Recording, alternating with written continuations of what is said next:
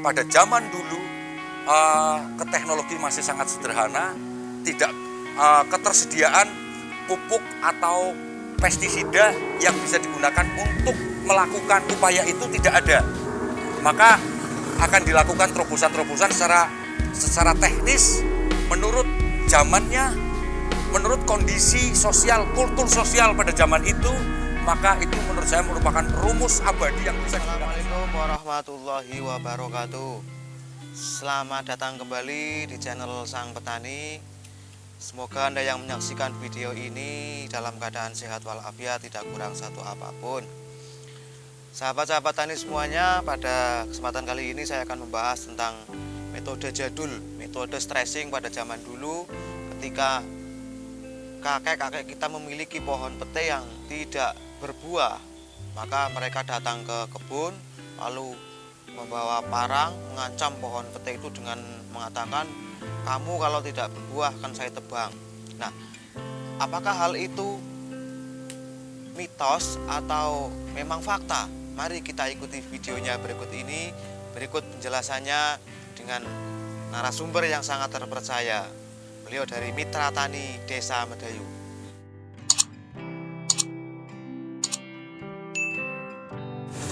Terjadinya permasalahan pembuahan pada tanaman itu penyebabnya secara global, garis besar itu ada dua.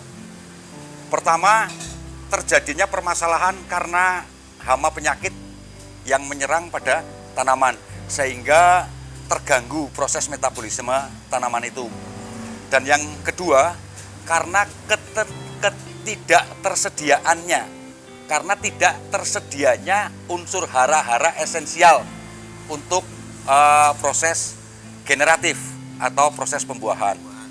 Ini terus satu hal lagi yang sangat-sangat sering terjadi saya amati pada tanaman. Tanaman ini tidak bisa berbuah ketika proses metabolisme pada tanaman itu hanya tertuju pada vegetatif, pertumbuhan. Di mana di dalam sistem metabolisme tanaman hanya ada dua proses. Kalau tidak generatif, ya vegetatif. Kalau tidak vegetatif, ya generatif. Pada saat vegetatif berjalan, generatif tidak mungkin bisa berjalan. Artinya ketika vegetatif berjalan, generatif berhenti. Ketika generatif berjalan, vegetatif berhenti. Maka kalau kita amati secara naluriah, secara alamiah, tanaman dari awal dia akan membentuk pertumbuhan dulu. Setelah pertumbuhannya selesai, terbentuk sel-sel yang tua, sel-sel yang cukup dirasa untuk pertumbuhan, cukup memenuhi syarat untuk pembuahan, maka pertumbuhan pada fase itu akan terhenti. Maka secara otomatis dia akan masuk kepada fase pembuahan.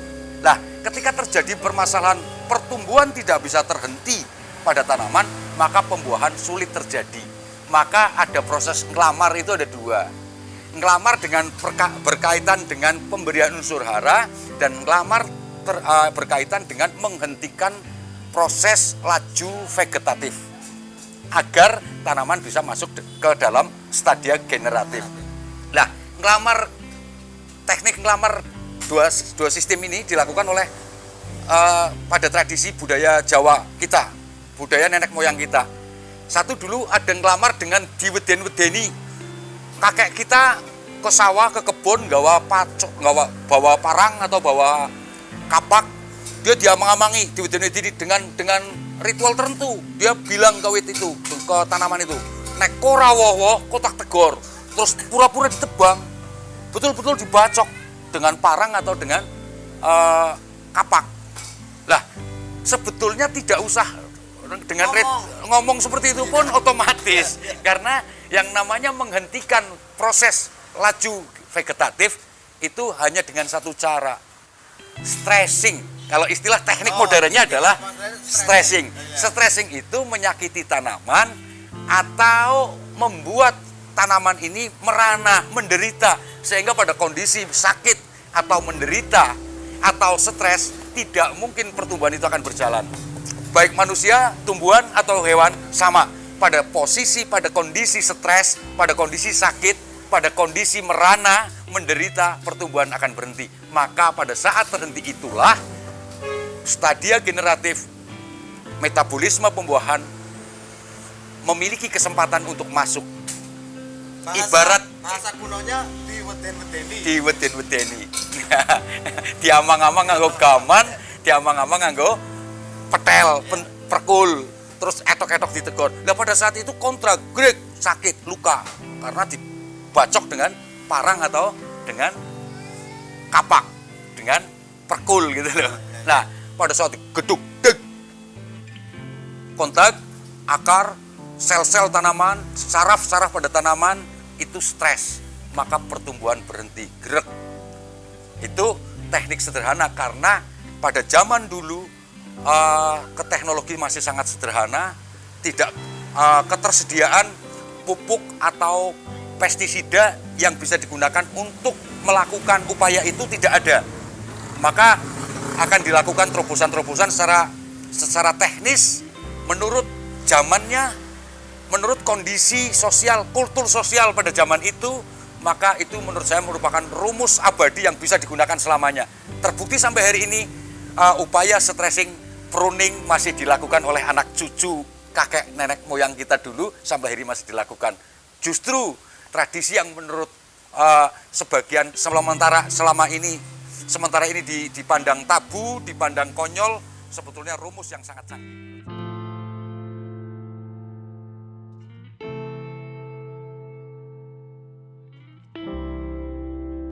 Sahabat-sahabat tani semuanya, itu tadi penjelasan mengenai hal-hal yang kita anggap sebagai mitos atau mistis.